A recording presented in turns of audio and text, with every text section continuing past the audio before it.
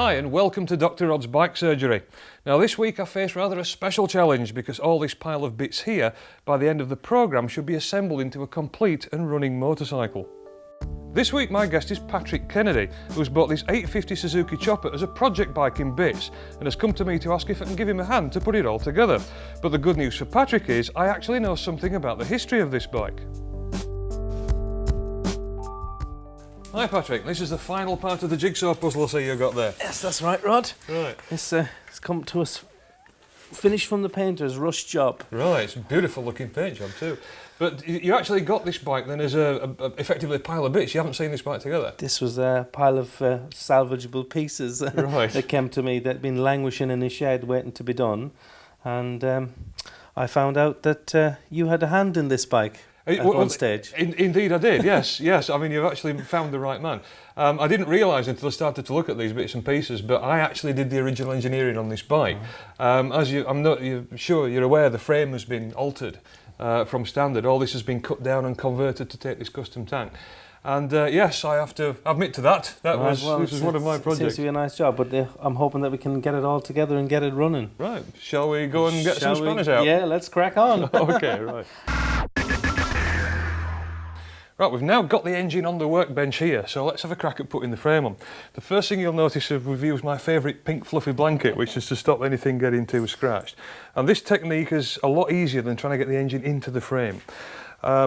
We've also bandaged the frame up, and I have to admit to doing this a little bit earlier because it's a bit time consuming. And the idea of all this bandaging is to stop the paint on the frame getting damaged when it goes over the engine, because it's inevitable that we're going to have to wrestle it about a bit. If you want to take that end of the frame, and I'll take the back, and then hopefully, if we swivel it over, we should be able to lower that into place like that. Now this might be quite a tight fit.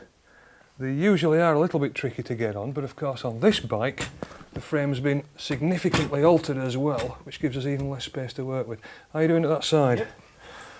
Right, I'll just make sure I haven't got any of these wires tangled up, and we're very nearly in position for this rear engine bolt there. On this particular design, which is fairly common with lots of big Japanese bikes, we've got engine plates, which are these small triangular pieces of metal, which all serve to hold bolts together. This engine plate assembly goes at the front of the bike here. So do you want to have a go at popping that in? Now when you're dealing with very large lumps of metal like this, of course you're working with things which are very heavy and difficult to manoeuvre. So I found it's a lot easier to put the engine sideways on the bench first and then offer the frame onto it. Wrapping the frame up with old bandages or rags saves scratching that very expensive finish that Patrick's gone to so much trouble to get. And the final tip is to put all the engine bolts in loosely before tightening anything up, and that makes sure that everything is correctly aligned. So that's all the engine bolts now in place. The next step is just to tighten a few up, and then we're going to turn the whole bike over. But of course what we're doing here is actually giving the bike hand treatment when this was originally mass produced on a production line run by computers. So a lot of the techniques that we use in here aren't what you'd originally see at the factory, but this is all down to the hand building of custom motorcycles.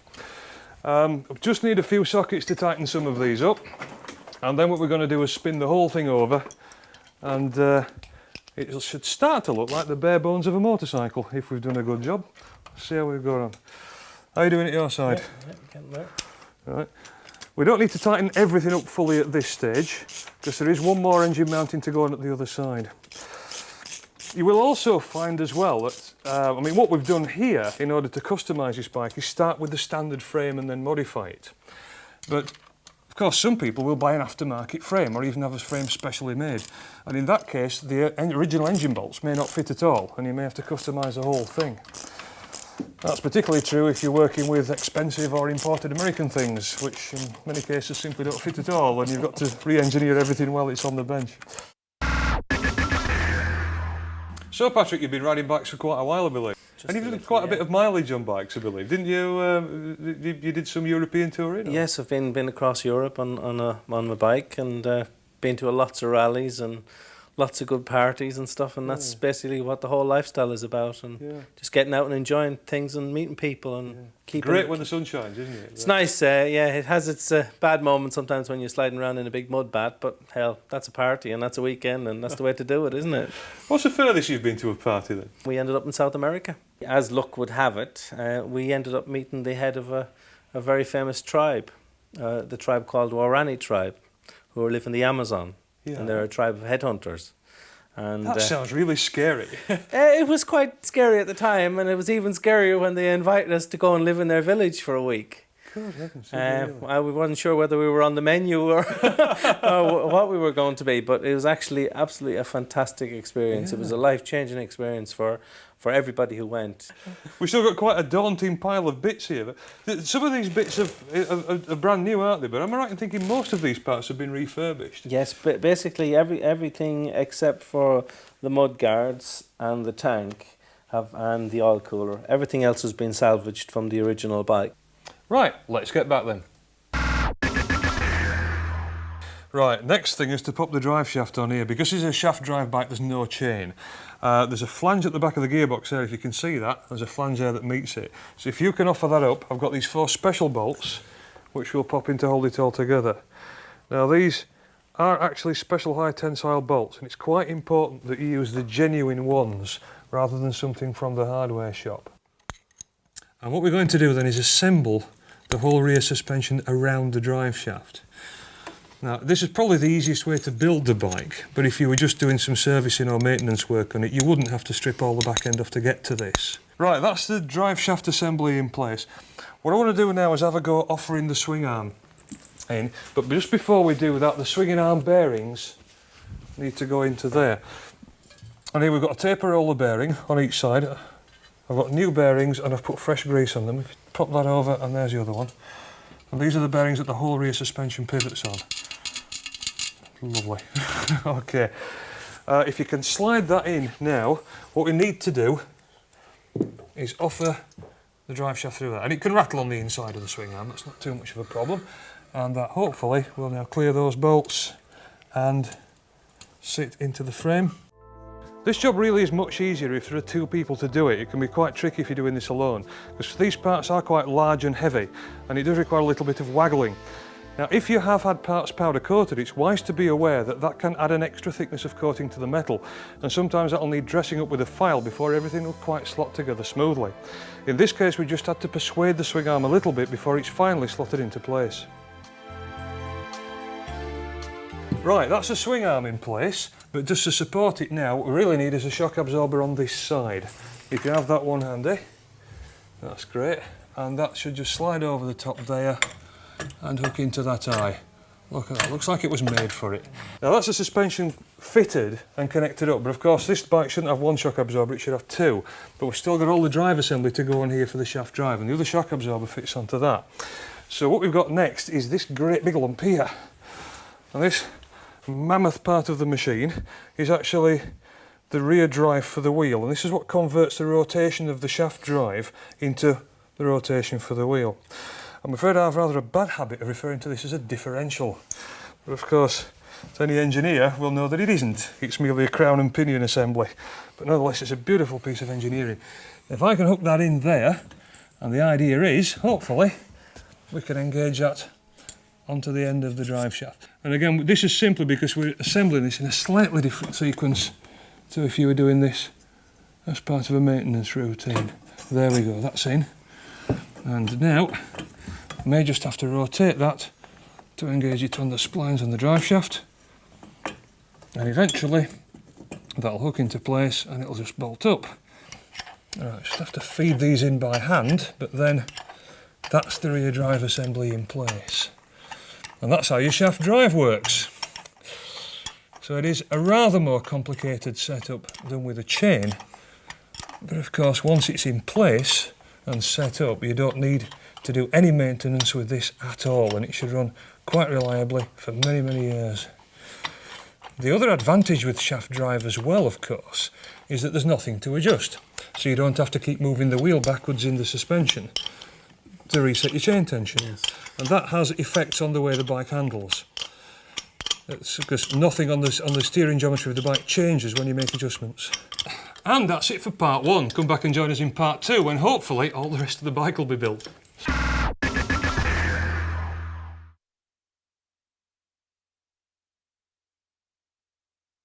This week my guest is Patrick Kennedy, who's bought this 850 Suzuki Chopper as a project bike in bits and has come to me to ask if I can give him a hand to put it all together. Next step, let's have a go at getting the back wheel in. You've got the back wheel there, haven't you? Yep, I've got it right here. I want to hoist that up here. Right. What I'm going to do now is pivot the bike over forwards. There we go. And if you can just pop the wheel in between the swing arm and the drive shaft, and I'll lower it down to you.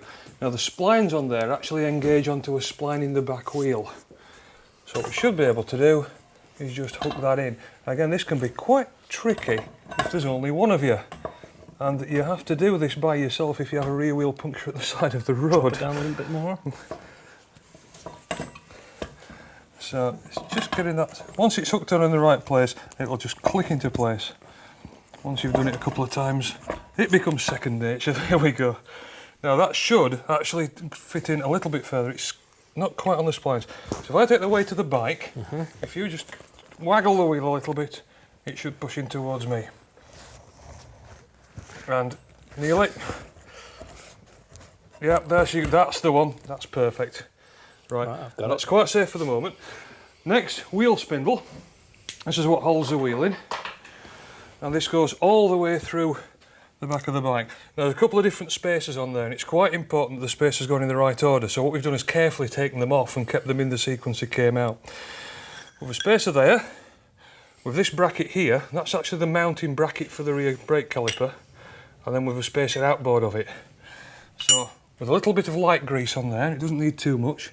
That now goes into there, and all we do is assemble the spacers in exactly the same order onto that side.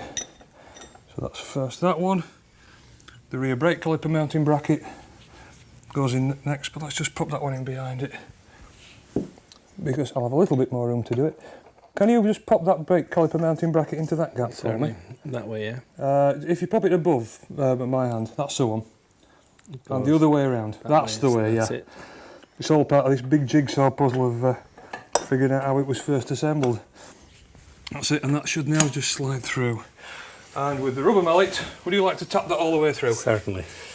And what you'll find is when it reaches that shoulder, that larger diameter on the spindle needs to hook into the end of the swing arm spindle.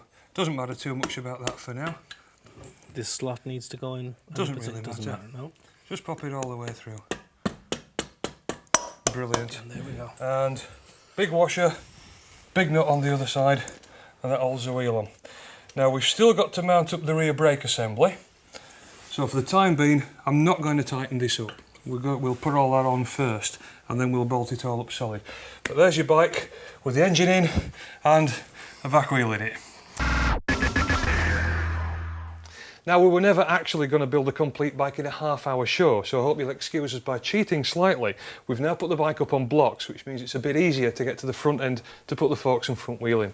Patrick, if you want to pass me the bottom yoke now, we can start assembling the steering head. This simply slides up into the steering head bearings in the frame there. That's the bottom steering head bearing. As that goes through, if you just support that, there's a top bearing. And again, I've cheated slightly by pre-greasing these. And that adjuster nut now spins down over the top. Now this, of course, is the major structural part of the steering on the bike.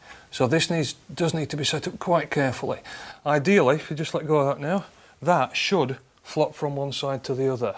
So if I slacken that off slightly, and that's a little bit better. The problem with that is, of course, if it's too sloppy, the front end will waggle about. So that feels more or less okay for now. But what I'm going to do is assemble the whole thing, and then we'll check the adjustment later on when it's all in one piece. Right, next, let's just try popping the fork legs in. If you want to slide that one in up through that bottom yoke there, and with a couple of pinch bolts which will hold it in place. If I just hold that steady. In fact, I'll pop this one in while you're doing that. The fork legs themselves are, of course, handed. In other words, one has to go in the left and one has to go in the right, because it's slightly different at the bottom. And there we go. Is that sliding through okay there? No, it's a bit... Right, putting up a bit of a struggle. Yes, just a little screwdriver and we can sort this out. And these are actually clamped up in the bottom yoke with a slot at the back there. So yeah, if you just pop that slot open with a screwdriver gently, and then that should, that's it, that's going in now, isn't it? That's slackened off, isn't it? Yep. Okay. Is that going in there? Right. Bit of a squeeze, is that one? It's probably the powder coating. It could be, yeah. You're always going to get problems like this when you're building something that's had all these lovely finishes put on, but it's always worth the struggle. Is that going? No. Right, if you just pop those two bolts out, and I'll pop a screwdriver into that slot and just open it out slightly. There we go. If I do that, is that any better? There we go. That's it. That, now she's going. Yeah, it's just getting it started, wasn't it? Now at this point we don't know exactly what height the fork legs need to be. If you slide that up a little bit higher, what I'd like to do is fit the top yoke next, and then we can see roughly whereabouts it is. So the top yoke, we've actually put the handlebars on already. I'd usually put those on a little bit later, but this might just save us a few minutes. That pops over the top there, and if we're lucky, that'll just tap down into place. And might just need the assistance. No, that's gone in. Thought we might have had to tap that with a rubber hammer. There we go, that's fine. Now you can see the fork legs are actually a little bit low. So that wants to come up in the yokes until the top nut just sits above there. Since you last saw us, we've made quite a lot of progress bolting bits and pieces onto the bike, and it's now starting to look quite impressive. Patrick, what do you think? It's starting to take shape, Rod. It's really looking nice, and we've got nice panels on, and we've got mudguard fitted. That's right. It's starting to take shape. Yeah, the tail light's now in place. We've got the rear brake connected. That was fairly straightforward. We thought that might be tricky, but it's behaved itself for us. Worked out really well, that one.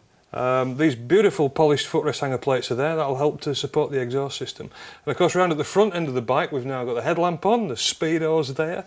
The front mudguard, of course, is in place, and this beautiful oil cooler, which really sets the bike off with these two impressive braided steel hoses over the top of the engine. So that really is looking smart. We've still got a little way to go before it's up and running, but we're still on schedule, and we might just make it. What I'd like to do next is fit the carburetors, which you've got there ready to pop on, I believe. Right. So if I pop round the other side, if you'd like to offer them up to the hoses on the cylinder head, and hopefully they'll just pop on. And if I can just support that at that side, and these just push onto these rubber bushes, there, which we've had to buy new ones for, incidentally, because they perish with age. Okay, that should just push in. Are you ready? Yep. And they will want. And that's it. That's it. At that side, there we go. That's it. There they go. Still some air filters to go on there. We need to connect the cables up, but I'll take this final bit of bandaging off.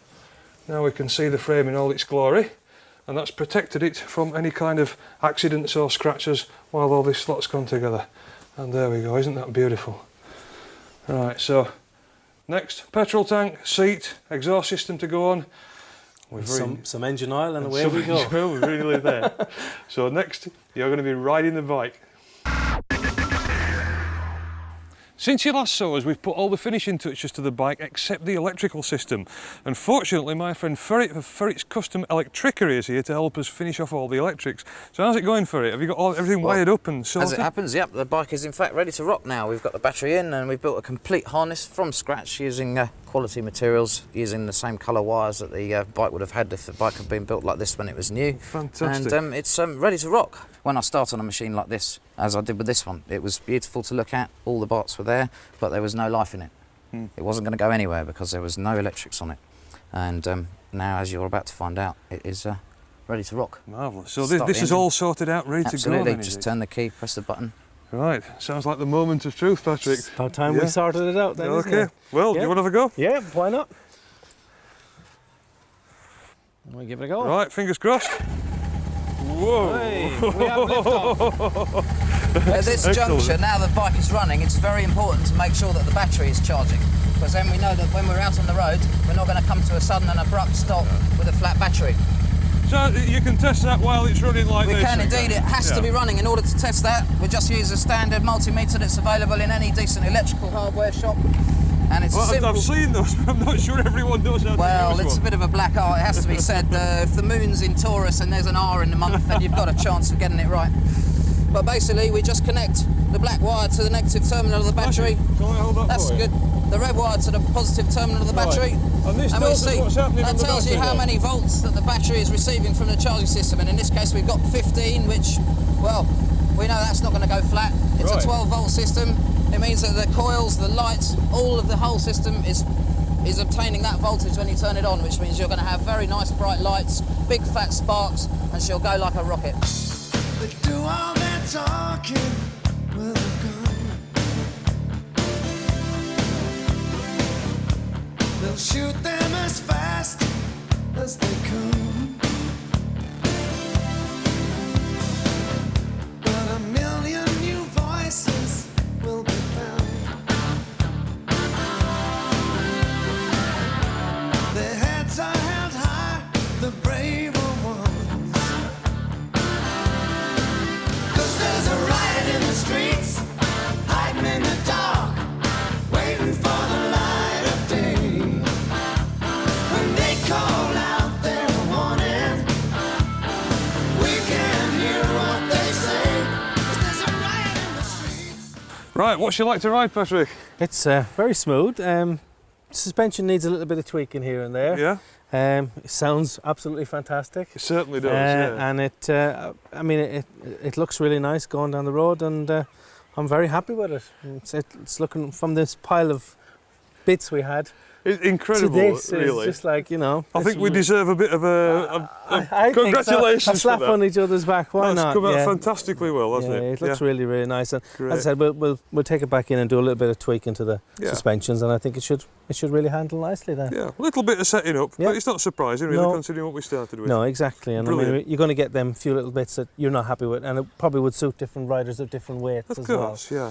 So I mean, at the end of the day, it's really, really nice. She's handling okay too. It's handling fine, yeah. It's just you can feel it wallow just a slight bit, so it just needs a bit of fine tuning. Yeah, And I think yeah. we can sort that out, and then I think it's just a matter of getting it out and riding it and enjoying Great. it. Major success. Yeah, exactly. Just Fantastic. in time for the sunshine And too. that's it. It's got to be done, isn't it? So Fantastic.